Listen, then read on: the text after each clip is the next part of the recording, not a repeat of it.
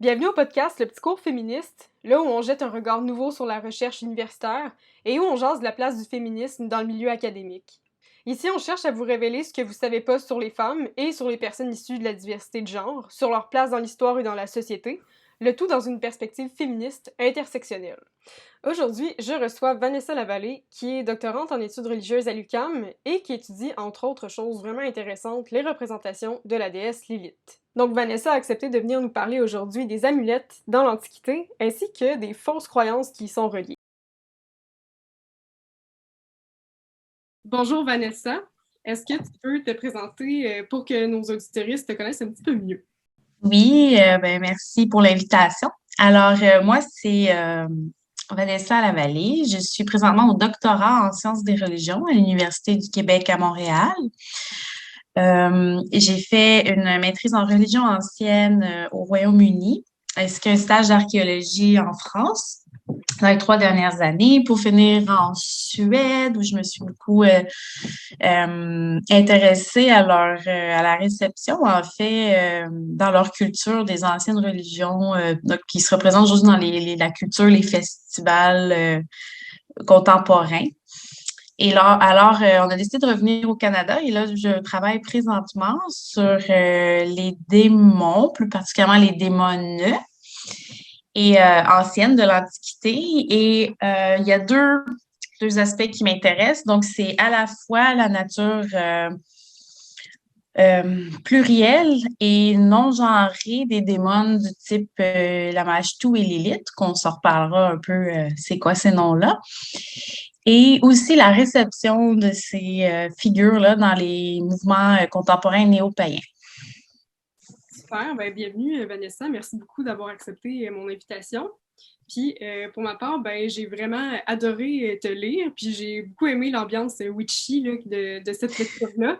Puis j'ai vu aussi que tu avais produit plusieurs autres ouvrages, ben, plusieurs autres travaux là, sur la magie, sur les sorts, sur la divination, puis sur la pratique de la sorcellerie. Donc évidemment, je capotais. Puis j'ai vraiment hâte de jaser avec toi. Puis j'ai très rarement eu l'occasion de lire en français sur un sujet comme celui-là. Puis aussi de lire une production universitaire sur les démons puis sur Lilith, bien qu'il y en ait plusieurs. Là. C'est quand même c'est un champ d'études à part entière. Donc, j'ai vraiment plusieurs questions pour toi. Tout d'abord, pourquoi étudier les amulettes en particulier? Ouais, dans mon travail, je m'intéresse parce que lorsque j'ai fait mon mémoire, je me suis intéressée aux amulettes de déesses de l'Antiquité, les déesses nues plus particulièrement qu'on retrouve vraiment partout encore. Aujourd'hui, c'est des figures qui sont utilisées. Puis j'ai démontré comment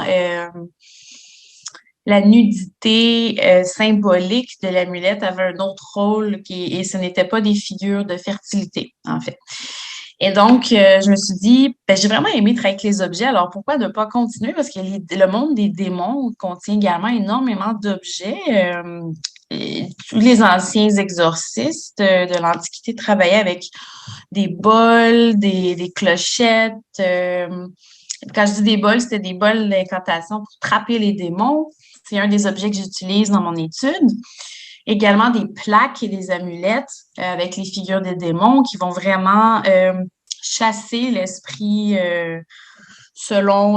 parce qu'on peut mettre un démon protecteur qui va chasser l'autre démon. Donc, dans l'univers des démons de l'Antiquité, tous les démons ne sont pas méchants. OK. La majorité sont neutres dans la conception de la Mésopotamie ancienne et du monde juif ancien. Ils sont neutres et donc, c'est selon ce qu'on leur a demandé de faire ou selon ce qu'on leur a fait par accident qui va faire en sorte qu'ils vont nous attaquer ou pas. Et là, vient en jeu les amulettes. Et la raison pourquoi étudier les amulettes, c'est que c'est un des moyens d'accéder au mode de pensée du monde ancien d'un niveau cognitif. On a maintenant des techniques en archéologie cognitive ou en anthropologie plus particulièrement pour évidemment, on ne saura jamais, là, mais qu'on pense comprendre comment l'objet fonctionnait. Alors que les textes, qui sont toujours écrits par une élite, sont très biaisés. Donc, de mettre les deux ensemble, ça permet d'avoir une vue d'ensemble sur les pratiques qui se faisaient à l'époque.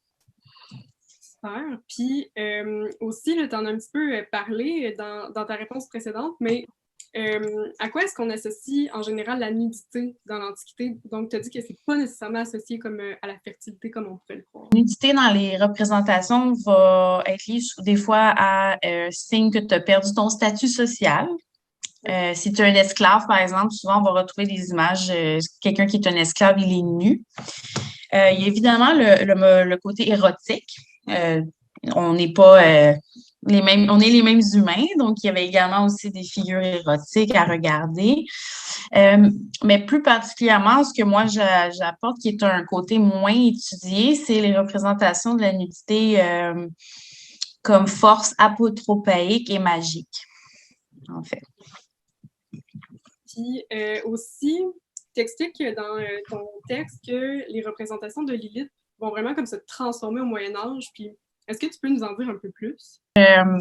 Lilith est connue dans notre culture populaire comme surtout à partir de la femme d'Adam, première femme d'Adam. C'est souvent ce qu'on va entendre. C'est la première femme d'Adam, mais ça, c'est un texte du Moyen Âge. Lilith, elle existe avant le Moyen Âge, dans les textes, les bols de démons, justement, que je vous parlais. Elle apparaît là sous les premières mentions, donc sont en Antiquité tardive, environ 4e ou 6e siècle. Et donc, Lilith est une démone chassée du paradis pour avoir refusé de se soumettre à Adam.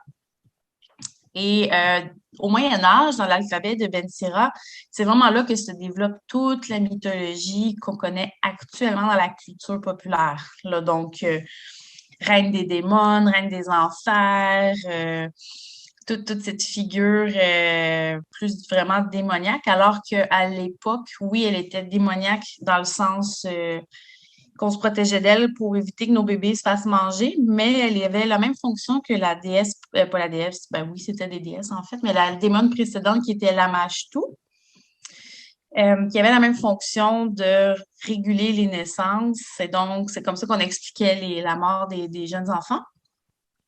Et Lilith avait le même rôle. Et là, plus tard, au Moyen-Âge, elle devient femme fatale, sulfureuse, dangereuse pour les hommes. Et au Moyen-Âge se développe tout cet univers où elle est associée à la femme serpent. Donc, là, si vous regardez les images de Lilith au Moyen-Âge, des enluminures, il y a juste une tête rousse, puis elle a un corps de serpent. Là, on l'associe au mal. C'est elle qui aurait dit à Ève de donner le fruit à Adam. Donc, les moines disent de faire attention. C'est elle qui va commettre les émissions nocturnes la nuit. Donc, elle devient responsable de plusieurs maux. Et c'est ensuite au 18-19e siècle que là, elle entre dans la littérature. Et aujourd'hui, on la voit dans les films, dans les séries. Donc, mais vraiment, la forme aujourd'hui qu'on a de Lilith nue, sulfureuse et cheveux roux, là, ça a commencé au Moyen Âge, ça. Oui, puis aussi, tu as parlé justement là, du passage dans la Bible où Lilith est aussi comme la première femme d'Adam. Puis moi, c'est de cette façon-là que j'ai entendu parler d'elle. Puis aussi avec The Chilling Adventures of Sabrina, là, comme Oui. probablement plusieurs personnes. Puis moi, je me questionne vraiment pourquoi est-ce que ce passage-là dans la Bible il est comme un peu occulté? Pourquoi est-ce qu'on n'en parle jamais? Mais en fait, c'est qu'il n'est pas dans la Bible. C'est l'alphabet de Ben Sira. C'est vraiment un texte à part. C'est un texte, c'est pour ça, en fait.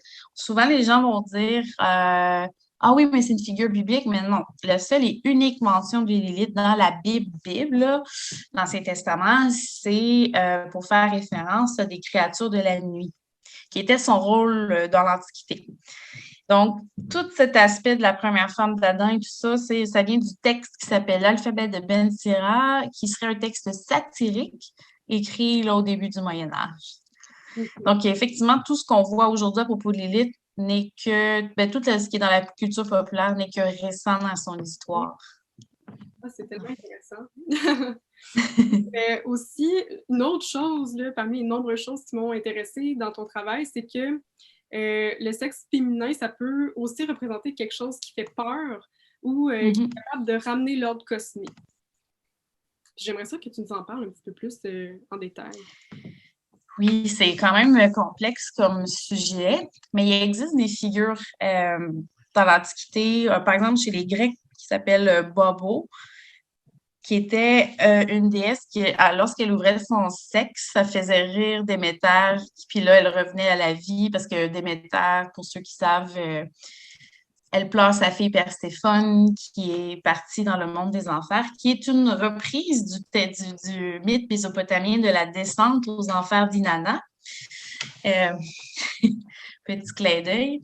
Et dans le fond, encore aujourd'hui, sur les églises en Irlande, vous allez retrouver la Sheila Nagig, qui est également une figure d'une vieille femme qui ouvre son sexe. Et ça, c'est pour repousser les démons.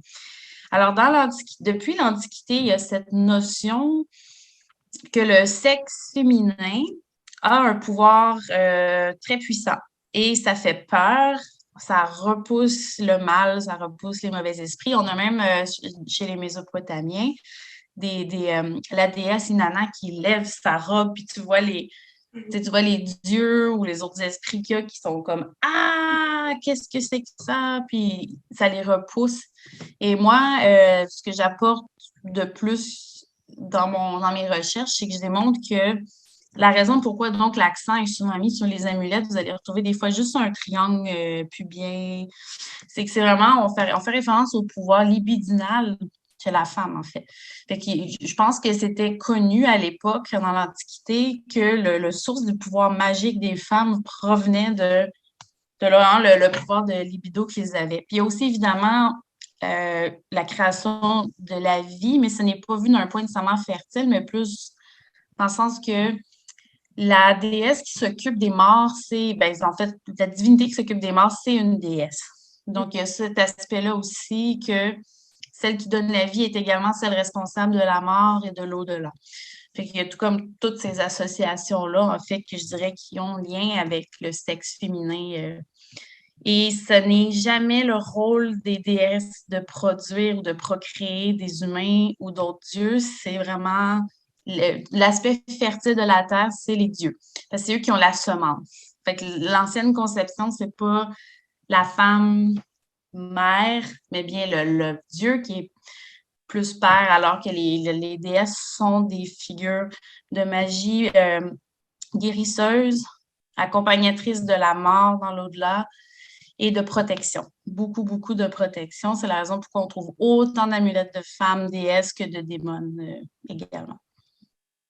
Cool. Puis, j'ai une dernière question aussi. En fait, la dernière pour ce volet-là. Puis, en tout cas, c'est une question qui a plus ou moins rapport. Là, je la relis, puis je la trouve un peu bizarre, mais je vais quand même te la poser parce que ça m'intéresse. Oh, oui. Oui, dans le texte que tu m'as envoyé, ben, tu soulignes que les deux démons là, que tu as étudiés sont des divinités qui sont vénérées par les adeptes de la Wicca luciférienne. Puis, oui. C'est quoi ça, la Wicca luciférienne? En gros, pas mal, beaucoup de gens connaissent la Wicca là, qui est un mouvement néo-païen né dans les années 50, créé par l'anglais Gerald Gardner. Donc, c'est vraiment le mouvement ésotérique le plus populaire actuellement parmi les sorcières, entre guillemets. Et la Wicca luciférienne, c'est un peu le même principe, mais sa branche s'est créée en France, en fait. Et la différence, en très gros résumé, c'est qu'ils utilisent des figures, entre guillemets, bibliques comme Lilith et Lucifer dans leur vénération, alors que dans la Wicca traditionnelle, on est vraiment dans les dieux païens. Fait qu'il n'y a pas de référence à la Bible.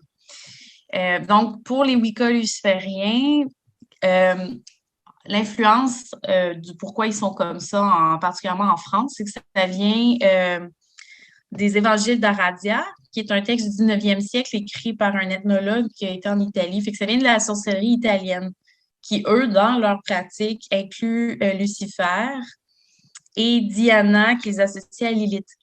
En fait. Fait que Lilith, c'est vraiment la déesse chez les Wiccans lucifériens, la déesse principale, primordiale, et Lucifer aussi, parce que les deux représentent Vénus. Donc, Lucifer étant l'étoile du matin, puis Lilith étant l'étoile du soir, qui est la planète Vénus, en gros. C'est un très bref résumé en fait, je m'intéressais à comment ils utilisaient la figure de Lilith, en fait. Mais comme déesse vue d'un point de vue descendante de la Diana romaine, C'est vraiment un mix, là, c'est une autre branche complètement qui s'est construite à partir du Moyen Âge également. C'est vraiment intéressant. Oui, oui, vraiment. Je bois tes paroles, en fait. C'est vraiment des sujets dont on entend assez peu parler. Puis là, je pense comme au deuxième volet de questions qui sont plus comme d'ordre méthodologique. Puis, pour quelle raison, selon toi, les historiennes et les historiens des religions travaillent peu avec des images produites comme tu le fais? En gros, c'est que souvent les historiens travaillent juste avec les textes. C'est un petit peu le biais de tout historien. Ils travaillent principalement avec ce qui est écrit. Alors que moi, je suis multidisciplinaire étant vu que j'ai été formée en sciences de religion également au niveau du bac. Donc, j'utilise vraiment l'anthropologie aussi. Puis l'anthropologie, donc, tu peux étudier les images également en plus des textes. Fait que je fais vraiment les deux, histoire et anthropologie. Donc, je dirais que c'est pas mal parce qu'il y en a beaucoup qui sont peut-être pas à l'aise, qui comprennent peut-être pas le contexte archéologique ou qui travaillent pas avec les contextes archéologiques. Il y en a que oui, bien sûr, mais c'est vrai que c'est pas quelque chose qui est populaire jusqu'à maintenant, les images. Je crois que ça commence enfin à sortir plus, là. C'est pas assez difficile aussi parce que une image, c'est vraiment ton interprétation. Donc, on n'a pas de vraies preuves comme l'écriture pour nous dire ce que c'était, ce que ça faisait. Puis je crois qu'il y a beaucoup de chercheurs qui sont peut-être moins à l'aise avec ça. Oui, puis je trouve que les historiens, en tout cas, je vais me montrer un peu critique là, de mon domaine de recherche, là, mais je trouve qu'ils ont, ils croient souvent que les textes, c'est comme quelque chose de vraiment très, très objectif, alors que dans le fond, ils pourraient être un peu moins poches puis s'intéresser à d'autres choses. Tout à fait, tout à fait. Qui affirme dans ses travaux que, dans le fond, avant le développement des sociétés patriarcales, ben, Dieu était une femme, puis que la conception du divin était vraiment davantage liée au féminin. Puis j'ai entendu dire que cette thèse-là avait vraiment été beaucoup critiquée. Puis je me demandais si tu peux nous en dire un peu plus. Oui, c'est vrai que ça a beaucoup été critiqué, mais de plus en plus, on lui donne raison. En fait, la seule nuance à apporter, en fait, j'adore son travail, honnêtement. Il y a beaucoup de conclusions je l'ai découvert comme assez tard, en fait, comme cette année, tu sais. Puis dans mon propre travail sur les déesses, j'ai réalisé que genre, je venais aux mêmes conclusions qu'elle. Puis elle, c'était en plus une archéologue chevronnée. Je dirais que la seule nuance à apporter, c'était que le féminin était très, très, très important, mais c'était pas, disons, la seule source, là. Il y avait autant de dieux, il y en a toujours eu. Mais si on remonte il y a 5000 ans, par exemple, au niveau de l'écrit, évidemment, les premiers écrits qu'on a, c'est chez les Mésopotamiens. On avait des dizaines de milliers de déesses. Et plus on avance dans le temps, plus elle diminue, en fait. Puis là, donc, une déesse se retrouve avec toutes les fonctions des autres. Plus le temps avance, fait qu'on en a de moins en moins. Mais jusqu'à la fin de l'Antiquité, à peu près la fin de l'Antiquité, les déesses étaient les plus importantes. Pourquoi plus importantes? Dans le sens où ce sont eux les créatrices de la vie. Puis comme je disais, celles qui accompagnent dans la mort. Donc, c'est la raison pourquoi on va mettre des déesses dans les tombes. Ça, on retrouve ça même avant. Moi, c'est ma période, c'est vraiment l'âge du bronze, là, moins 3000 à moins 1000, mais même avant ça, justement, ce que Mme Gimbutas a travaillé dessus, c'était beaucoup plus vieux que ça. Elle trouvait beaucoup de figures de déesses. Fait que c'est vraiment parce que c'est la symbole de la vie. Ceux qui tissent, il y avait déjà le concept de tisseuse du destin aussi relié aux trois. C'est toujours la tripartie des déesses, les trois fonctions de la déesse déjà il y a des milliers d'années sur les destins. Fait que c'est vraiment parce que c'est associé à la vie, à la mort. Puis, il y avait une déesse qui était très importante, qui était protectrice des villes. Encore aujourd'hui, vous allez retrouver la Vierge Marie sur le bord de l'eau de presque toutes les villes européennes et canadiennes, du moins pour les vieilles villes comme Montréal et Québec. Nous, c'est Notre-Dame de Bon Secours. Donc, ce sont les déesses protectrices des marins qui protégeaient les villes. Ça a survécu à travers le culte de Marie à ce niveau-là qui est encore assez fort dans le monde. Parce que c'était vraiment une conception que c'était cette force qui nous a donné la vie, qui nous a créés tous, en fait, qui a créé les dieux aussi. C'était les déesses qui créaient les dieux. Donc, c'est juste elle qui peut nous protéger puis nous aider aussi dans la mort. Alors que les dieux avaient d'autres fonctions. Comme je disais, il y avait beaucoup la fonction agriculture, fertilité, protection dans un autre sens, protection peut-être plus guerrière. Là, c'était les patrons des guerriers et tout ça. Donc, ils ont toujours été là, les dieux, mais c'est vrai que la fonction primordiale, on dirait que c'était vraiment accordé aux déesses, puis je pense que c'est pour ça qu'elle a dit ça.